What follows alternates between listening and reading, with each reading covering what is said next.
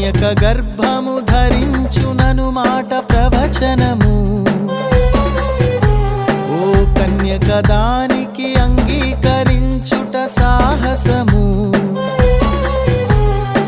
జ్ఞానులు తారలు పరిశీలించుట శాస్త్రము.